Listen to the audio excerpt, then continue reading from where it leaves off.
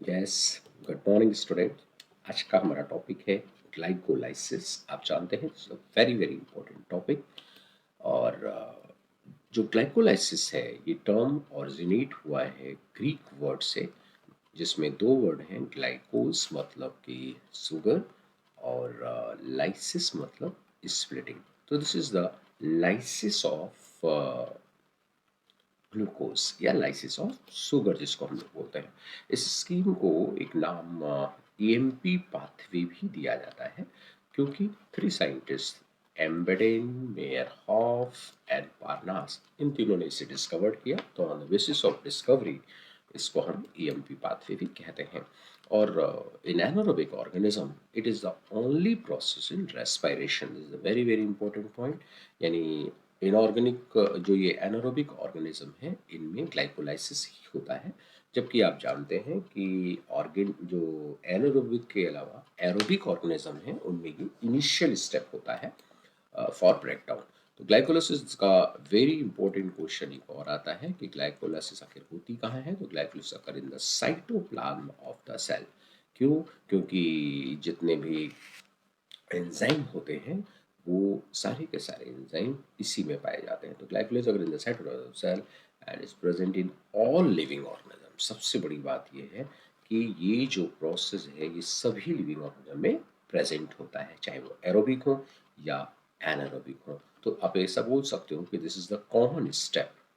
ये जो ग्लाइकोलाइसिस है ये कॉमन स्टेप है एरोबिक ऑर्गेनिज्म का भी और एन एरोबिक ऑर्गेनिज्म का भी। इसमें इनिशियल स्टेप के फॉर्म में होता है और यहाँ तो केवल यही होता है। This is a very important question. फिर इस प्रोसेस में होता क्या है? इस प्रोसेस में ग्लूकोज का पार्शियल ऑक्सीडेशन होता है। ध्यान दीजिए, कंप्लीट ऑक्सीडेशन नहीं होता, पार्शियल ऑक्सीडेशन होता है और उससे बनते हैं two molecules of pyruvic acid. So this pyruvic acid is the end product of glycolysis. Clear?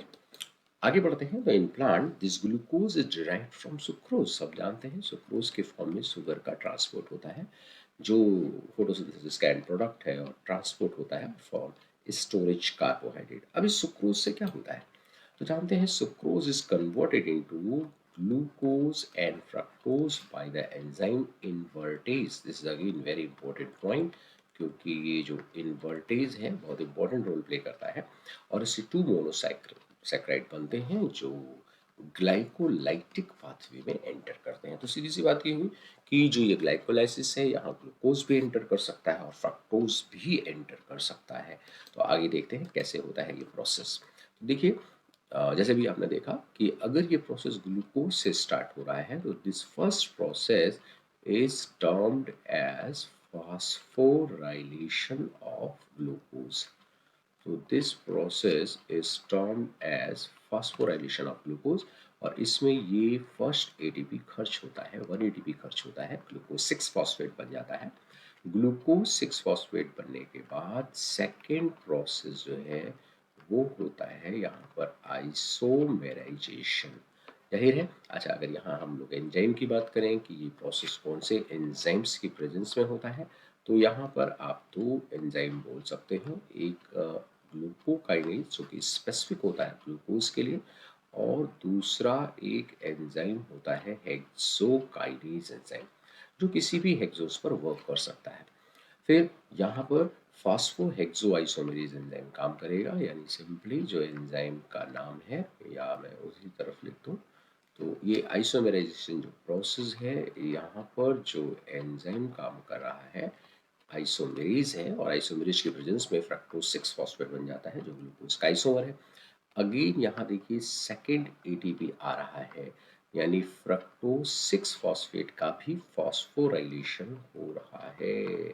तो टू स्टेप ये हैं जहाँ पर कंज्यूम हो रहा है एटीपी, यहाँ भी ये फॉस्फोराइलेशन होता है। और एंजाइम जो है यहाँ पर वो होता है phospho fructokinase, and this is the very very important enzyme। इस एंजाइम को हम लोग ग्लाइकोलाइसिस का रेगुलेटरी एंजाइम भी बोलते हैं। कैसा एंजाइम बोलते हैं? Regulatory enzyme. क्योंकि ये रेगुलेशन करता है। अगर एटीपी ज़्यादा हो जाता है तो ये एंजाइम ज़्यादा एक्टिव हो जाता है।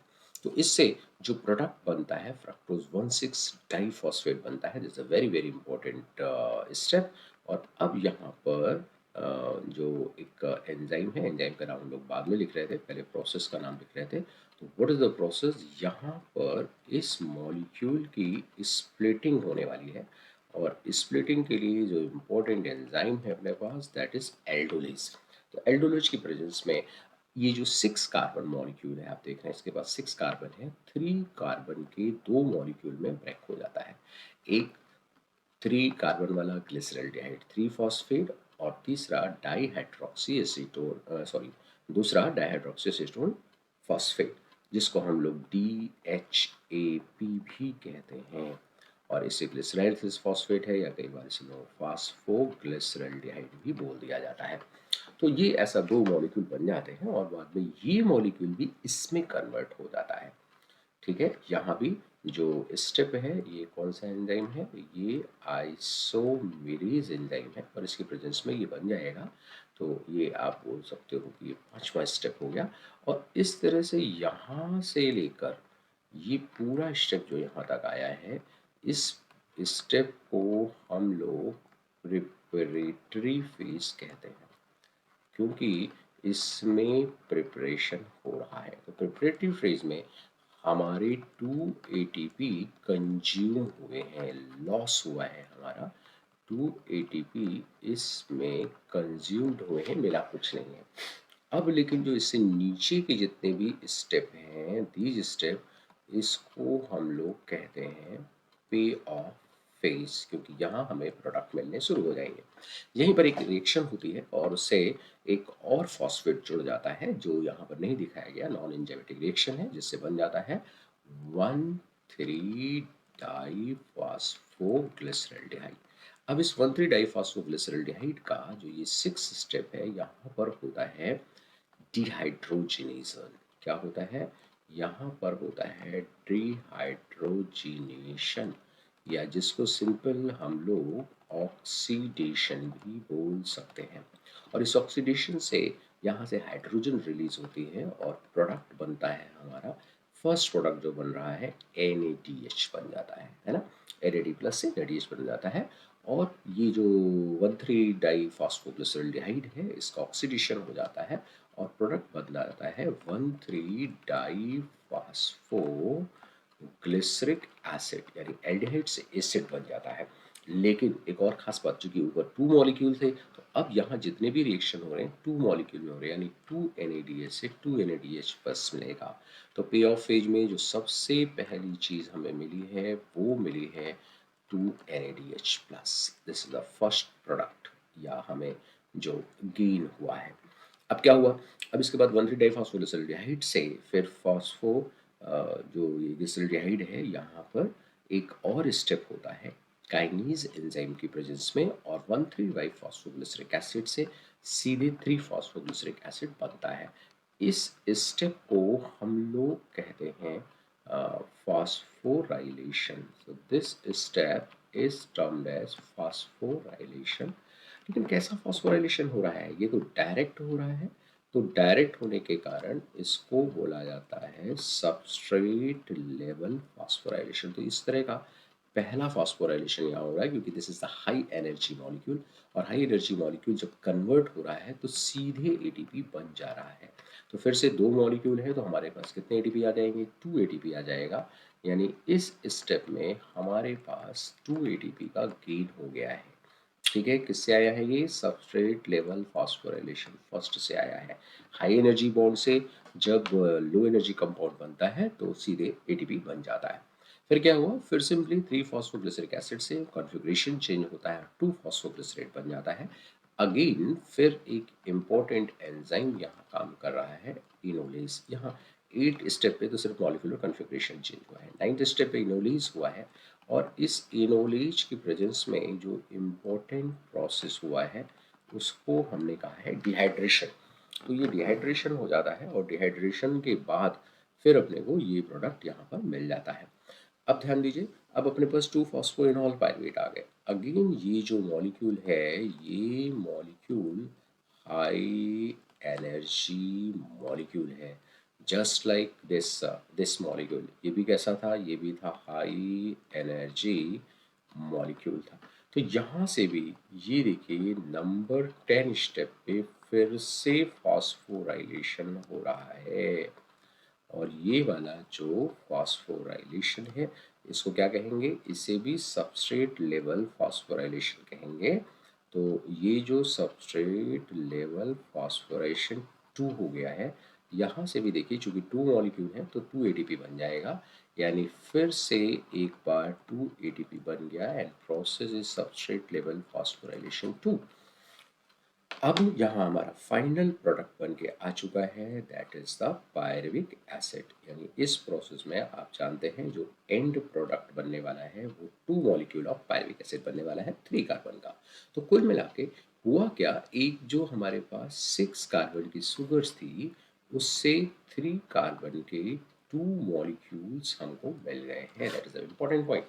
एनर्जी के पॉइंट ऑफ व्यू पे जब हम लोग बात करते हैं तो हमारा नेट गेन क्या होता है यहाँ पर? तो जब भी हम लोग नेट गेन की बात यहाँ पर करेंगे, आप देख रहे हैं 2 एटीपी कंज्यूम हुआ था और 4 एटीपी प्रोड्यूस हुआ है और साथ में 2 NADH2। तो नेट गेन के लिए पास हमारे पास ये 2 NADH प्लस H प्लस मिल गया है और इसके साथ साथ 2 ATP का नेट गेन मिल जाता है। आप जानते हैं जब भी ये एनारोबिक रेस्पिरेशन होता है, ग्लाइकोलाइसिस होती है, तो less than 7% energy of glucose molecule released होती है। तो ये जो रिलीज्ड एनर्जी है, जो फिक्स की गई है एटीपी के फॉर्म में, वो कितनी है? लेस देन 7% है। और अगर एटीपी की बात करें तो नेट गेन 2 एटीपी है।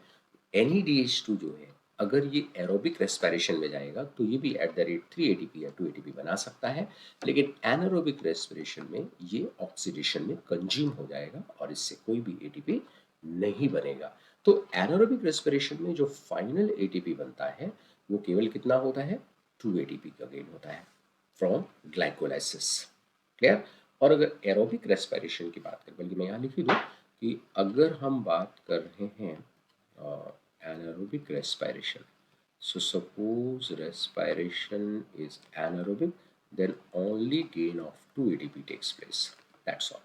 और अगर रेस्पिरेशन एरोबिक है तो ये 2 एटीपी तो है ही है, और ये जो 2 NADH प्लस H प्लस है, इससे at the rate of 3 ATP या 2 एटीपी बनेगा। तो अगर हम 3 एटीपी मान के चलें तो हमको मिल सकता है 6 एटीपी यहाँ से, और 2 एटीपी पहले से बन चुका है, तो ये 8 एटीपी, या अगर 2 बनता है तो 6 एटीपी का गेन हो सकता है। अगेन हो सकता है, क्यों? क्योंकि ये NADH2 एटीपी बनाने के लिए कहाँ पर जाना पड़ेगा? इसको इसको ETS में जाना पड़ेगा, तभी ये एटीपी बनेगा। क्लियर? तो ड्यूरिंग ग्लाइकोलाइसिस कितने एटीपी बनते हैं? तो अगर कोई पूछ ले कि सर ड्यूरिंग ग्लाइकोलाइसिस कितने एटीपी बन रहे हैं, तो ध्यान दीजिए ड्यूरिंग ग्लाइकोलाइसिस जो है, ये आपके पास नेट गेन आ रहा है ओनली 2 एटीपी का। बनते 4 है, 4 प्रोड्यूस हो रहे हैं, ये हो गए प्रोड्यूस्ड और ये हो गए कंज्यूम्ड। तो नेट गेन जो आ रहा है वो आपके पास 2 एटीपी का आ रहा है। एनर्जी कितनी एटीपी के फॉर्म में कंज्यूम हुई है? लेस देन 7% हुई है। Clear? Okay, all the best.